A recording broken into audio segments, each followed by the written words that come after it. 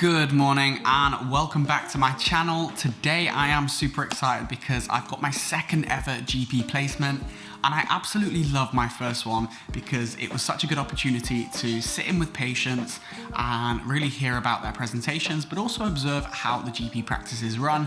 Now 8:15 and I really ought to be setting off for 8:20 because it's about a 20-minute drive, this one. So it's in a different location, a different practice to the first GP placement that I did. And also, if you want to watch that video, click the card up there or the link in my description below so you'll be able to check that one out. But yeah, I'm really excited about that. I've got my black coffee, which is gonna wake me up, and the sun is shining today. Let me show you. Look at that, absolutely beautiful. It is really starting to feel like summer. And this is the current outfit check. As you can see, I've got it on the tripod stand. I decided to wear some purple boots and I'm going to wear it with a purple blazer.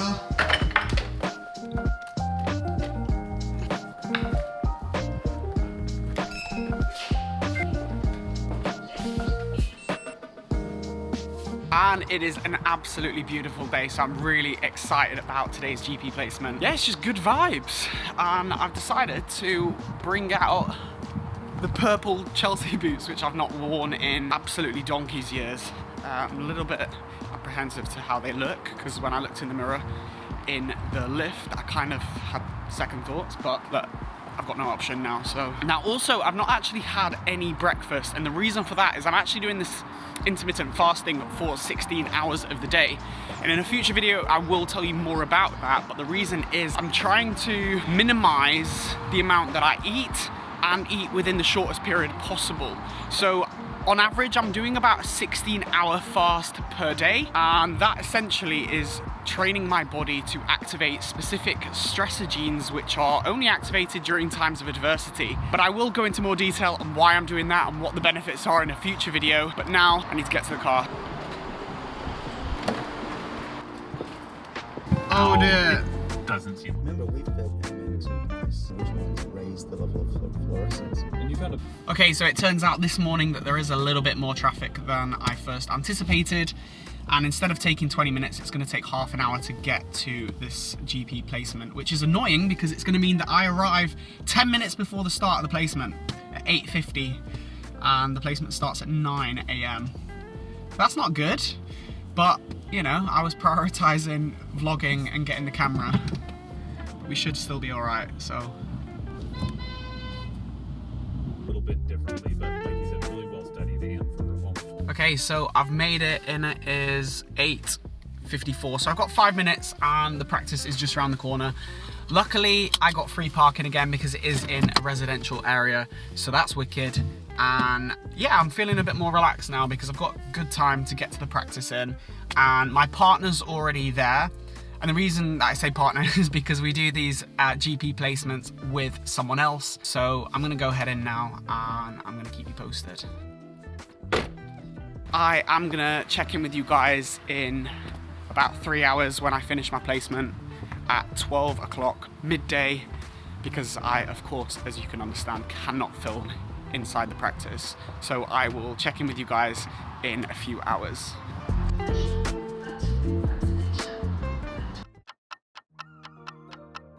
And there we go, that is another GP placement done.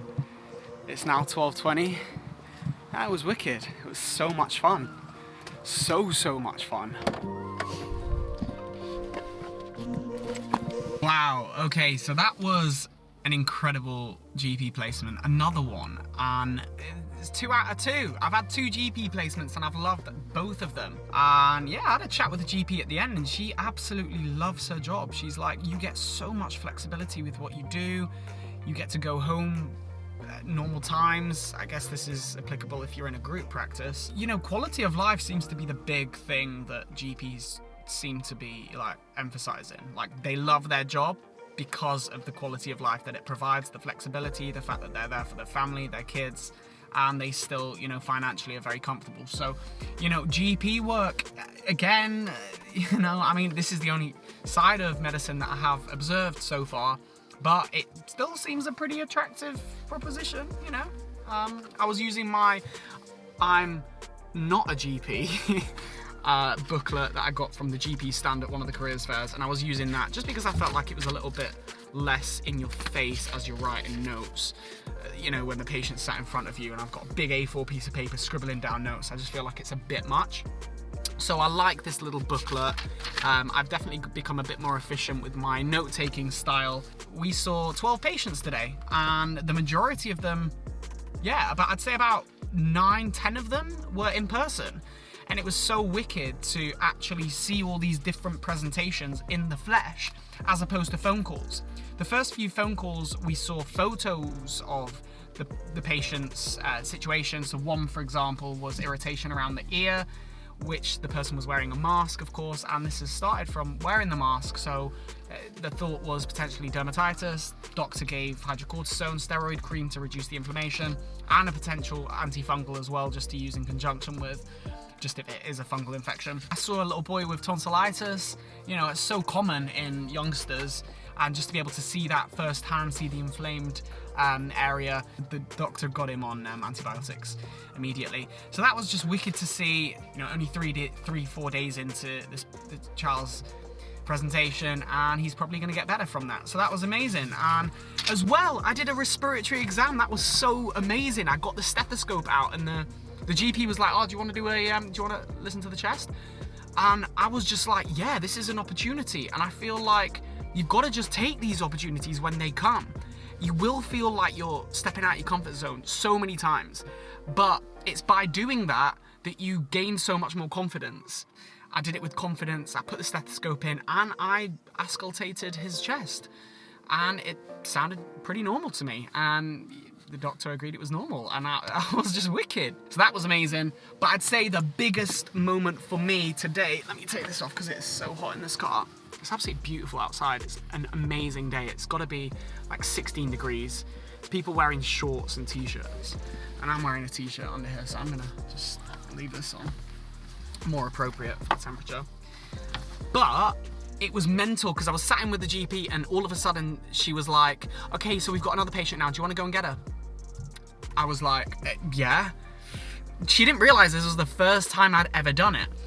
And I was nervous, I can't lie, because the waiting room was busy. There was about 10 people in there, and I was having all these thoughts in my mind, like, I get the patient's name wrong. What if I come across, like, not the way that I should? What if the patient says, well, I'm here to see a doctor, not a student, like, gets angry and whatever else? Like, how am I gonna manage that? And so I did. I went out into the waiting room, just confirmed the name, and I just, you know, I called the patient's name. The patient got up, and then as they were getting up, I did just say, you know, hi, my name is Matthew. I'm a first year medical student. I hope you don't mind, but is it okay if I sit in with your consultation today? And it was just like, yeah, of course. So like all of this pent up anxiety that I created for myself, it was just irrelevant because I just overthought it all. I went out there, got the patient in, and it was absolutely fine. And we sat down and the consultation went.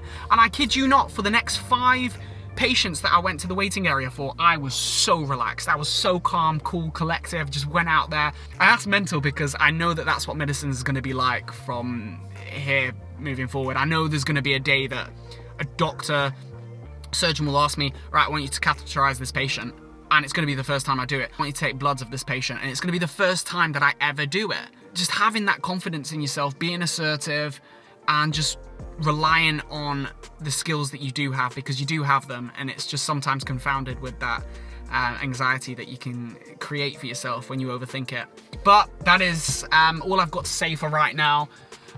It's an absolutely beautiful day, and I've done absolutely no PBL work for this week because I've been editing videos, replying to emails, planning new videos, and my PBL case closes tomorrow, so I've got a lot of work that I need to get on with today.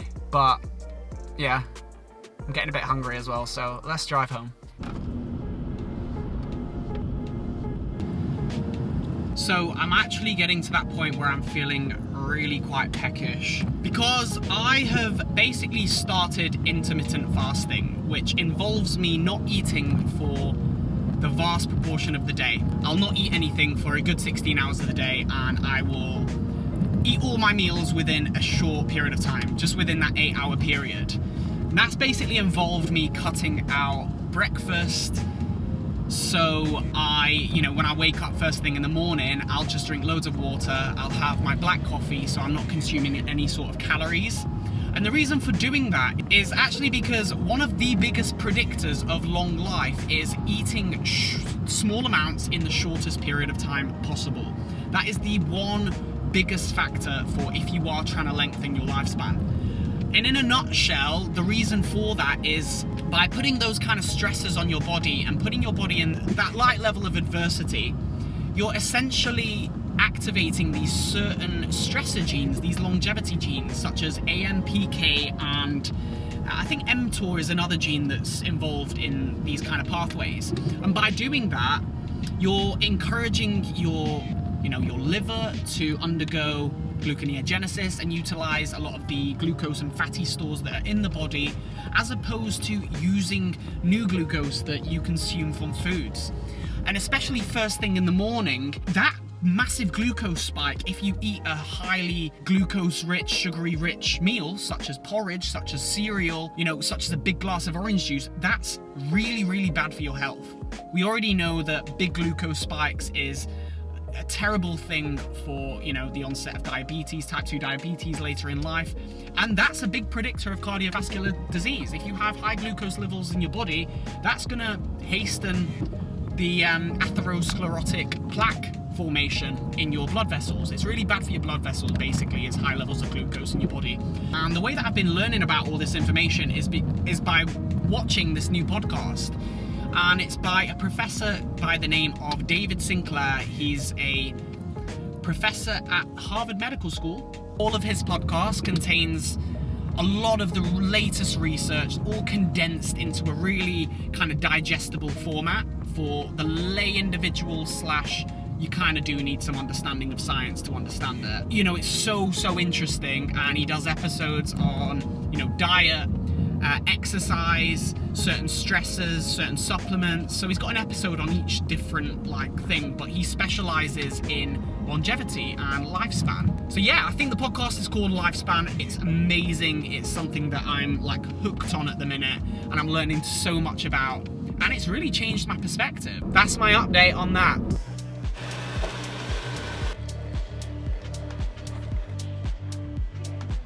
Okay, so I just got home about an hour ago, and I've just been on the phone to my phone contract provider, for the last hour, just trying to upgrade to a better contract because mine runs out next month, and I'm currently paying £17 a month for 30 gigabytes and unlimited texts and calls. But I called them and said I was leaving, and they've given me a contract for £10 a month for 30 gigabytes and unlimited calls and texts. Because he initially said, we'll give you for 15 quid, 14 quid. And I was like, no, that's not good enough. My dad pays £10 and he gets I think about 20 gigabytes.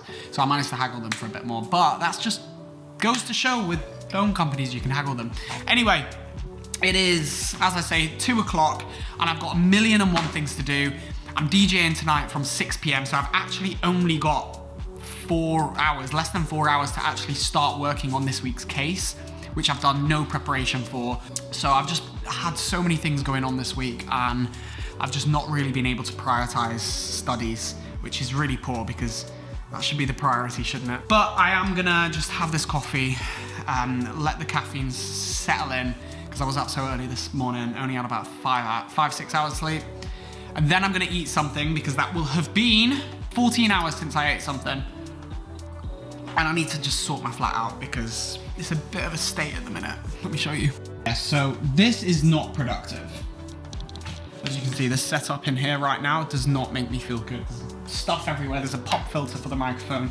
I bought this new thing for the microphone, including this cloud lifter. It's meant to produce more clear sound, but it doesn't work with that microphone that I've got. I don't know if I ever start a podcast, get a second microphone, it will come in handy at some point. And I just need to put everything away because right now this is not a productive environment. I need to get this sorted. But let's have that coffee and then I'm gonna cook some food. And so for lunch, I'm just gonna be having my usual eggs with protein bagels and some beetroot, avocados, tomatoes, pesto, usual stuff. But this isn't the first thing I've eaten. I have just had a handful of almonds, and that's because you ideally do not want to break your fast with anything high in sugar. So first meal that you have, you should start with the protein. So if I was gonna have like some chicken, some potatoes and vegetables, ideally you're gonna line your stomach first by eating chicken and the vegetables. You do not want to start with the high carbohydrate foods. So that's why I just had a handful of almonds just to prime my body into restarting to eat. Yeah, I just had a handful of those, and we're gonna continue with this.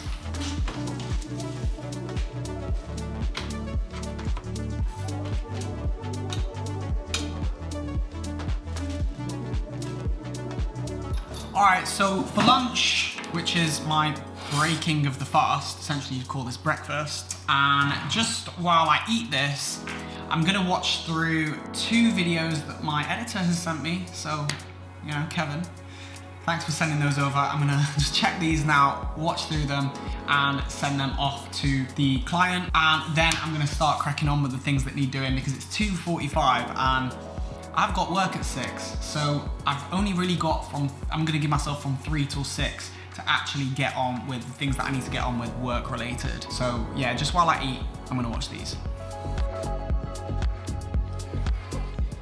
Okay, just dawned on me, it's Mother's Day on Sunday. That is shocking. I'm embarrassed that I forgot. I actually set a reminder on my phone on Monday because I didn't want a card to arrive too soon before Mother's Day, so she opened it and it wasn't Mother's Day.